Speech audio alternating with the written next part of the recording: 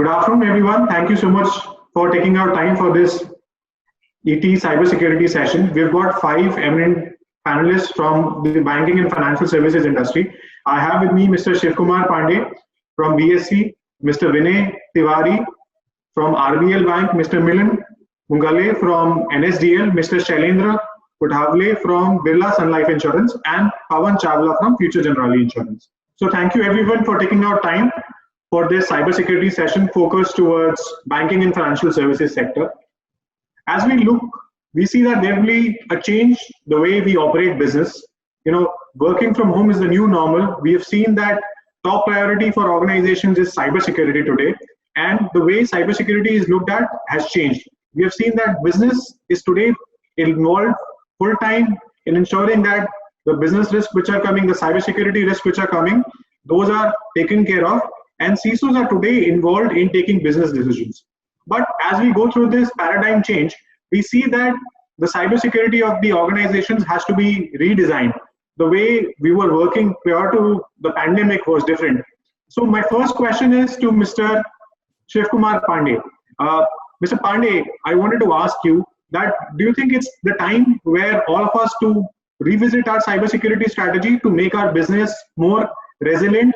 I think considering the worldwide COVID-19 situation and upgrade of the growing cases affected people from the viruses in India and, across the world, we need to start, the planning and prepare. We should have a proper plan and preparation of situation of such a lockdown. And we need to assess not only people, process and technology, all the three aspects.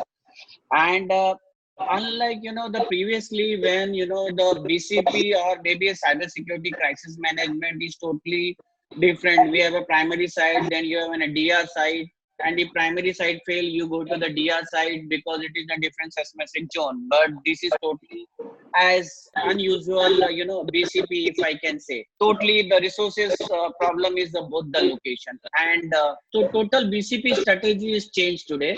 And the new trend is coming up, which is working from home. And you need to provide all these facilities, working from home, especially the organization like stock exchanges, which is very heavily regulated. We previously, most of the thing we have on premises right now. Now we are also, regulators, and we as an organization are also thinking provide a remote connectivity that is working from home culture. So Shiv spoke about revisiting our BCP plan. Looking at the way how we can include our employees in the new normal, include our customers. So my next question is to Milan. Milan, Shiv has spoken with respect to redesigning some of these aspects. We have spoken as areas where there has to be minimum touch points, physical touch points. So minimum physical touch points would require us to have more digital touch points. So customers would start using more of apps, chatbots, and include some of the kiosks primarily to ensure that they interact with you. So there is heavy pressure on business on launching newer applications. It could be mobile applications, it could be upgrades, it could be kiosks. We have seen a lot of companies setting up digital kiosks to ensure that there are minimal physical contacts. So while you do some of these, how do you build trust with the consumer to adopt some of these aspects, and how do you ensure that security is taken care by design? Primarily, when we talk about the chats, or we talk about kiosks, or we talk about any kind of mobile apps, one of the most important thing in this is, apart from the security, is the user friendliness. If that particular initiative, if that particular platform, that tool is not user friendly, then obviously it is going to cause the customers a problem, and they would require a helping hand. They would require a place where they can call. And unfortunately, considering this kind of a condition, even making call center services available is also a very big challenge. So first and foremost thing is that it has to be user friendly. Always, whenever we have to give any kind of convenience into such kind of automated or user driven applications, tools, obviously there is some kind of a compromise with controls. Controls and convenience cannot go hand in hand. It is very difficult. If you tighten the control, convenience is definitely going to go for a toss. If you loosen the control, you can give convenience, but then that is at the cost of the security. So to compensate that, to bring in some kind of a countermeasure, the design of any tool or any application or any mobile app has to encompass the security functions into it so widely that any kind of, so it really becomes an endpoint computing device. So instead of an event getting generated, coming to the security operations center alerting to the concerned department and then action being taken, each and every mobile app should act like a local security operations center, and it has to have a minimal security function of detecting any anomaly in the transactions that are happening through that app or through that kiosk. And each and every chat should have minimal artificial intelligence to make sure that that bot is being asked by a customer or something is being expected from that bot from the customer. Is that a standard practice or some kind of an anomaly? I think that is the only way how probably we will be able to match the requirements of the market with maximum digital touch points and minimum physical touch points, at the same time protect the organizations and business from cyber security threats. My next question is to Vinay. Vinay, Milind spoke using artificial intelligence, using behavioral anomaly based detection techniques, and some of the tech companies are already doing that for detecting cyber attacks. What we have seen, the number of ransomware based attacks have increased. We saw Maze ransomware, which recently impacted a major ITS service provider. Now, detecting ransomware based attacks using emerging technologies is something which is the need of the hour. But how do you use some of these technologies to ensure that there is human intervention as well at the same time? See, ransomware attacks and whatever exploits which are in trend for maybe for after WannaCry. So there were a lot of awareness which was created among the users. Even in these cases, it's COVID independent actually. So ransomware may come anytime. So user awareness is a very important factor in this, and how you have implemented your perimeter security apart from the endpoint security, wherein AI based or ML based certain products are implemented. You should be implementing again endpoint 0-day protection solutions, right, which will be able to protect it. But before that, why it should enter in your environment and how it will enter? So it will come via some mail or some kind of gateway, some USB drives or access drives.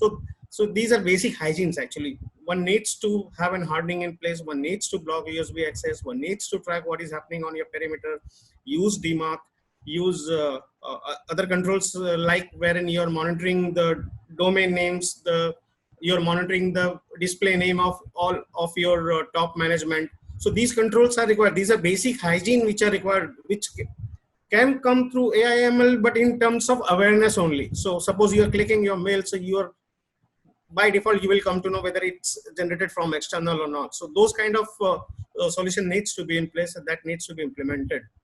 Once, even if after that the person or the malware comes into your environment or ransomware, you should have a perimeter anti-APT or some other kind of controls which will try to connect your command center, right? After that, only the payload will get downloaded until unless it's an untrusted environment. So there should be a defense of that controls which are available at multiple layers in your environment. And I personally feel it's user awareness which is a key changing thing over here. So during COVID, so we had a lot of spear phishing reviews as well as internal assessments which were carried out. And after that, even if there were certain guidelines which was given by HR, those were coming to us, whether it's suspicious or not. So people were quite alert. But that kind of awareness and that kind of enforcement is required. On solution point of view, you will always have some kind of 0-day which will not be able to detect by solution A, solution B, solution C. So there is no single point of solution either available at this moment. So it's all about people awareness process that needs to be strong, and it's basic.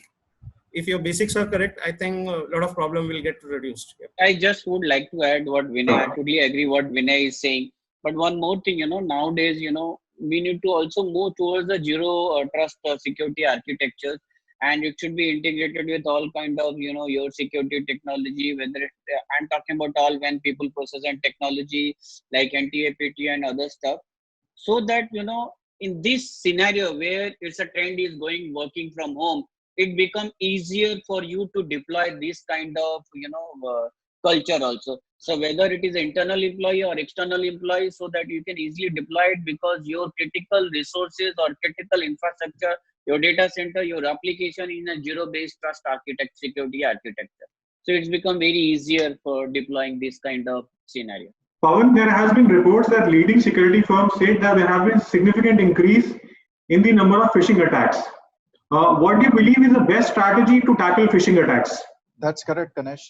So what we have been seeing, and this kind of scenario was never seen. And if you look at the reports, the phishing domains which have been registered since January, every day there was 1,200 to 1,300 domains which have been registered to generate all these kind of attacks. So considering the numbers which we are looking at, the substantial increase in the numbers, it is not 100%, 200%, or 300%. What has increased up to is 30,000%. So if you look at that number, 30,000% increase in the phishing attacks, you can imagine the kind of the activeness of hackers today, and the amount of traffic they are generating over the internet, targeting many organizations across the globe. When I talk about the phishing attacks, I will come on to the mitigation steps of what you have asked for and what is the best strategy to implement that. To take control of it, I would like to mention here one of the video which I saw in 2016, which is called an anatomy of an attack, released by Cisco in the month of September or probably July 2016. I recommend to all of you, if you have not seen that, please do visit that, and you will be able to correlate that what is happening today in the world and the kind of attacks which are getting generated. It was predicted in 2016 by Cisco, and most of them were covered in Die Hard movie 4. The kind of news which we study today, that there is a power station which has been hacked in Johannesburg. There is a power station which has been taken over by ransomware in Britain. That's what we see today. That's how these attacks are getting generated. It's the main reason of these attacks getting generated is human. Until and unless you take an action, the attacks cannot enter in your environment. So to mitigate any kind of phishing attack, you need to have an awareness strategy in the organization. The more you spread awareness, the more you people make used to the environment, the more you educate people on how to control a particular attack. It could be a phishing attack, it could be a phishing attack, it could be a spear phishing, whale phishing, it could be SMSing. It should be Cyberu, which is a new attack released by, informed by FBI, and then acknowledged by our CBI as well. There was a report I was reading a couple of days back, and it has been implanted on many phones, which people must be aware of. And until and unless they are aware of, they don't know what to act and how to act and what to do in what scenario, how to protect themselves. On the crux of it, I again say that education and educating people is very important. The organization need to focus on each scenario of a phishing attack. People need to be educated. People need to be told what action they need to take. And in case they face any scenario, they should not panic. What happens is, generally we have seen that people get panicked. People don't report such kind of a phishing attack. And until and unless your IT or security team is aware of those attacks, they won't be able to protect it. They will not be able to control it. They will not be able to mitigate it. The people need to be told that whenever they face such kind of attack, they should not panic. They should happily come forward. They should report to the security team so that a corrective action can be taken to ensure that it should not spread within the organization. My next question is to Shailendra. Shailendra, we have seen that there are new norms involving social distancing at work, and we have to reduce staff and ensure that work seamlessly continues. Now, work from home becoming the new normal, how do you plan to take care of cybersecurity training and awareness initiatives in your organization? I think this is an unprecedented situation which the world is facing, and it's a black swan event. COVID was something which we wouldn't have anticipated would have come at India. In all the global risk reports, climate change, pandemic has been among the top risks. However, when we look at it from an Indian context, we never thought it would come at our shores. and that was still a few months back. So all of us who are risk managers, I am a CRO in my organization. The CISO function folds into me. I don't think we would have anticipated the scale, the complexity, and the impact which it will have. At best, it would have been a known unknown instead of an unknown unknown, I would say. But and the contagion effect we know are there for all to see. Any strategy which you make, I think will have to be both short term and will have to be medium term to a long term. And why am I drawing this example is to answer your question in a slightly roundabout way. I think work from home, if you would have asked some of the financial institutions like us or my co-panelists who belong to banks, we would have laughed it off. Some of the organizations were not very strong technologically in terms of work from home, and they've been pushed in terms of getting into a work from home scenario. So all of it, what we have been doing now is more than a strategy. It has been a push. It has been a means to adapt to the new environment. And I think we need to be humble enough to recognize that. What we have not done still is work on the culture part of it. And when I say culture, obviously every organization has a culture. It has a tone at the top and which varies across organization. But this new normal, as you called some time back, requires us to change our approach, to mold our approach in a much deeper and stronger way. And what I mean to say by that is, if you're saying training, and if we ask people to attend a digital training, I don't think it will work. So I think we'll have to do something which opens up the mind of people, which pushes them in from a discipline perspective to report incidents. So specifically, are we at risk because of the change in scenario? Of course, we are at risk. Especially, let's assume an insurance company or a bank used to meet the customers regularly. Now, though some of our branches are open, the customers fear coming and they are adopting digital means. Our sales guys are connecting with the customers digitally. Our backend operations team are all working from home digitally. We don't know which part of the world they're sitting in. What is the security setting at home? There are certain security settings which you can't control through the computer system. What do you do about shoulder surfing? What do you do about taking a phone and recording something? What do you do about human intent? What do you do about opportunity? A lot of people are under deep stress for the pay cuts they are getting, the likely loss of jobs, especially our vendors on whom we are relying. And we are as good or bad as our weakest link. So what are we doing about vendors? So I might train my company employees, but I will also have to train my vendors. And we'll have to do it very smartly in this current situation, in this new situation. So I think there'll have to be a tone at the top. There'll have to be a buzz in the middle, and there'll have to be a lot of noise in the bottom in terms of activity, because a lot of it, you'll have to ingrain your training, your awareness at activity level of people. So can you build it as part of the normal process flow which they're doing? So can you have a pop-up before they start their computer about a few things, rather than asking them to devote 1 hour to a particular training? Can you use the mobile phone and engage through WhatsApp or through some other secure means to the customer? So can you have those snippets? Can you have those podcasts? Can you integrate it with the way people are discovering things at home? They are discovering Zoom calls, they are discovering team calls, they are discovering connecting with various people. Can you integrate it as part of that? I think that will be very important. The next is monitoring. So I think we will have to ensure that we monitor the activities of people, what they're doing, what time they are logging in. However, without being too intrusive and taking into consideration the privacy aspects. And when you're doing that, you'll also have to consider the dependent ecosystem like vendors or other support staff which you have. So the long and short answer of it is, of course, you'll have to do awareness, but you'll have to do something more. You'll have to run predictive analytics. You'll have to build some red flag reports. Let's assume someone is pinging your system at night, 12 o'clock, when that's not his or her role. If someone is performing 100 transactions in a day instead of normally doing 50 transactions, and your business has come down at 30% of the levels, you don't need to do it. So you'll have to develop some of those analytics and very fast. And come back to the drawing board, do a bit of simulation on what could be the possible risk. So that's it from my side. Milind, that was really insightful. My next question is to Vinay.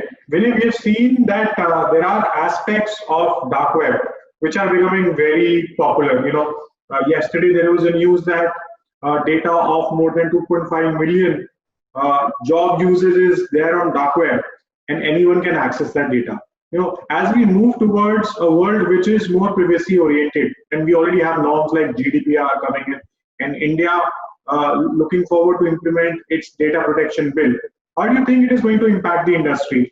Do you think elements or news, particularly from the dark web, we should believe them? Should we take some corrective action? What more organizations can do to take care of their customers' data? So in terms of belief, actually it's very important. Even if it's 1 or 2% true, so one has to act on it. So there should be certain actions that are mandatorily required. So privacy going forward is going to be a key issue, and considering work from home situations and new era which is coming up after COVID, there will be a lot of other challenges around it which were not there earlier, in fact. And with respect to data leakage, dark web monitoring, you need to be robust. You need to be robust with respect to the dark web monitoring with whatever incident response process at your end. So there should be third party data leakage monitoring as well as internal process monitoring as well. So what I'm expecting is going forward, that technology may further again enhance with respect to applications. So there are a lot of integrations with tokenization or hashing or maybe masking mechanism on the application itself, because that is the only basic control that can be there. Apart from that, whatever DLP or data leakage policies at your end. But as an organization, it's all about ecosystem. So ecosystem needs to be matured over here, as I say, because privacy cannot be handled by a single entity or single organization. There should be some culture around the ecosystem. For example, banking. So as part of banking, there are a lot of manual work which happens on in the branches, right? So we give certain data to banks, then they will record it, and vice versa. There are a lot of data gathering which happens in terms of financial inclusion and all. There are a lot of data which is getting collected from the rural areas, so where it is getting dumped. So as part of your partnerships, engagements, so there are a lot of awareness and controls that are required to be there. As rightly pointed out by Milind and Shailendra earlier, so there needs to be balance between convenience and the control which needs to be there. So again, risk or with respect to security has to be a key business enabler. But when it comes to data privacy, how you're ensuring the privacy of data, so that there can be restricted access to that particular data, time-bound accesses, information rights management solution which needs to be there. But again, these solutions can be effective only if the ecosystem is matured with respect to the processes. That's where GDPRs and data privacy bills are going to help. And with respect to proactive monitoring and detecting mechanism, you need to have a robust DLP policies at your end, at your gateway, at your perimeter, even at your store, at store. So it's not necessary there is a leakage by the employee or maybe the outsourced guy only. The system itself can leak, right? So there can be malware, there can be trojans, there can be backdoors which are there. So we are talking about an era wherein most of the routers are vulnerable, wherein state level actors can easily get access to. Right, how you are secure at home, how you are secure at your environment. So that's where even government policies, government guidelines with respect to the devices and the technologies which are coming into India as well as getting developed, certain guidelines are required. Otherwise, privacy is going to be on a toss. It will be more of a legal issue rather than a technology issue. Pawan, you come from an insurance service industry and you've seen cybersecurity becoming a premier requirement there. But we also see that cyber insurance is something which organizations have started to ask. Particularly, we see a lot of contracts getting signed with third-party service providers where they would want cyber insurance to be provided. So how do you believe that cyber insurance should be positioned today? Should it be part of contracts? Should government also play a vital role in bringing cyber insurance forward? Should large insurance service provider companies such as LIC they should also play a role, or do you think it's still a long way forward to actually bring in cyber insurance as a key segment? Let me give you a perspective. Though we talk about cyber insurance, but unfortunately there are not more than 800 companies in India who have taken cyber insurance. Now look at the country, look at the size of the country, and the number of organizations we have in India. There will be more than 300,000 companies which are working actively. I'm talking about large companies right now. I'm not even taking into consideration private companies and LLPs which are there. But still, there are only, I'm giving you a number which can be debated, but still there are only 800 cyber insurance policies which have been issued. Considering that number, I think the awareness regarding the cyber insurance is very limited in the industry, but that has to be brought in. People need to think of cyber insurance and understand the importance of it. Still today, unfortunately, there is no awareness. People still believe that they are not prone to attack until unless they have been attacked. People still consider that it will not be worth enough investing in cyber insurance. But considering the scenario which we are sitting today and the kind of attacks which are happening, as I explained in the earlier question as well, that there are more than 1,200 domains which have got registered during the COVID period itself. And I'm talking about since January 1st. Today we are sitting on 27th of January, 27th of May. Now, in those many days, there will be more than 500,000 domains which have already been registered. Now, if considering those numbers, the kind of attacks which are getting generated is huge. And those number of considering those number of attacks, every organization in the country is vulnerable to attacks, and not only the companies, it is the individuals who are much more prone to the attack. They have been downloading while sitting at home. They have been downloading multiple apps. They are downloading multiple applications. They are accessing multiple contents which are putting up malwares into their devices. It could be a personal device. It could be an official device, because there are limited controls which have been pushed when everybody was forced to work from home. Now, looking at all these scenarios, the awareness of the cyber insurance has to be brought in.